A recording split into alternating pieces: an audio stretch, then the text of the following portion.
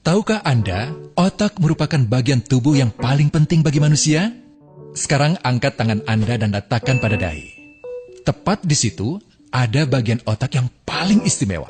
Bagian itu disebut prefrontal cortex, atau disingkat PFC. Menurut peneliti otak Jordan Grafman, PFC ini hanya ada pada otak manusia, sehingga membedakan kita dengan binatang. Bagian ini diciptakan dan dirancang khusus oleh Tuhan supaya manusia mampu memilih dan memiliki etika. PFC berfungsi seperti pemimpin. Ia bertanggung jawab untuk berkonsentrasi, memahami benar dan salah, mengendalikan diri, menunda kepuasan, berpikir kritis, dan merencanakan masa depan. PFC adalah pusat pertimbangan dan pengambilan keputusan. PFC inilah yang membentuk kepribadian dan perilaku sosial. Sayangnya, PFC adalah bagian otak yang paling mudah mengalami kerusakan. Jika PFC rusak, maka kepribadian orang bisa berubah. Rusaknya PFC bisa disebabkan oleh benturan fisik, bisa juga oleh zat kimia, seperti narkotika, psikotropika, dan zat adiktif atau nafsa. Dan ternyata penyebab paling merusak juga pornografi, yang disebut narkolema, narkotika lewat mata. Bagaimana pornografi mempengaruhi otak dan pikiran kita? Adi, remaja 12 tahun, melihat gambar di TV yang menjurus ke porno. Awalnya, ia merasa kaget dan jijik. Ini karena sistem limbik di otak Adi menjadi aktif. Sistem limbik mengatur emosi juga keinginan makan, minum, dan berhubungan seksual. Sistem limbik ini kemudian mengaktifkan zat kimia otak bernama dopamin. Dopamin memberi rasa senang, penasaran, sekaligus kecanduan. Zat ini juga aktif jika orang mengkonsumsi nafsa. Oleh karena itu, sifat candu pornografi sama dengan sifat candu nafsa. Otak akan mengingat apa yang membuat Adi senang dan bagaimana ia memperolehnya. Jika Adi mendapatkan pembinaan akhlak, etika yang baik, dan patuh pada norma sosial, dorongan melihat pornografi, meskipun menyenangkan, akan ia abaikan. Namun karena hal itu tidak ada pada diri Adi, ketika ia sedang merasa bosan dan ingin mencari kesenangan, otak akan mendorongnya agar melihat pornografi lagi. Namun lama-lama, Adi bosan melihat jenis gambar yang sama, dan butuh yang lebih porno untuk memicu rasa senang.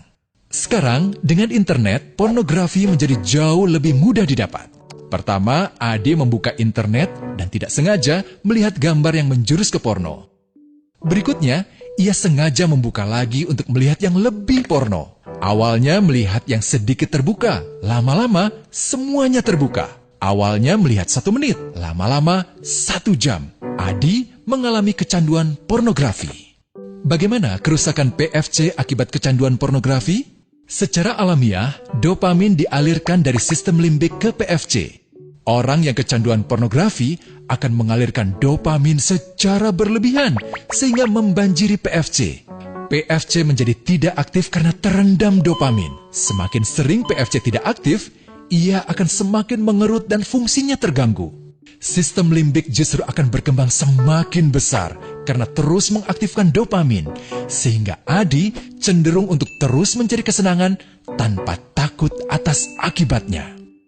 Jika tidak ditangani segera, Adi berpeluang besar menjadi pelanggan pornografi seumur hidup dan mengalami kerusakan otak di bagian PFC. Awalnya, ia akan kehilangan konsentrasi, penurunan kemampuan menimbang benar dan salah, serta berkurangnya kemampuan mengambil keputusan. Lama-lama, besar kemungkinan ia akan melakukan masturbasi, oral seks, hubungan seksual suka sama suka, dan mudah berganti-ganti pasangan seksual. Pernikahan dianggap tidak penting. Pasangan dianggap hanya sebagai objek seksual semata, cenderung merendahkan derajat dan kehormatan lawan jenis.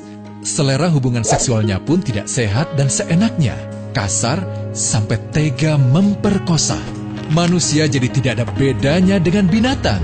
Inilah dampak yang terjadi akibat kerusakan PFC. Ahli bedah otak Donald Hilton Jr. mengatakan, jika difoto menggunakan alat magnetic resonance imaging, otak yang rusak akibat pornografi memperlihatkan hasil yang sama dengan otak yang rusak karena kecelakaan. Ia juga mengatakan, Berbeda dengan dampak nafsa yang merusak otak di 3 bagian, pecandu pornografi yang sudah melakukan hubungan seks dengan anak-anak mengalami kerusakan otak di 5 bagian. Terbukti, pornografi pada anak lebih bersifat merusak karena PFC belum matang dengan sempurna. Tapi untungnya, otak anak yang belum sempurna ini masih mudah dibentuk. Pengaruh pornografi bisa lebih mudah dihilangkan asal ada usaha untuk memulihkan dengan sabar, terutama oleh ayah ibu, keluarga, dan orang terdekat. Pelajari bagaimana mencegah dan menangani anak yang terkena pornografi. Mari lindungi generasi kita dari bencana pornografi dan kejahatan seksual.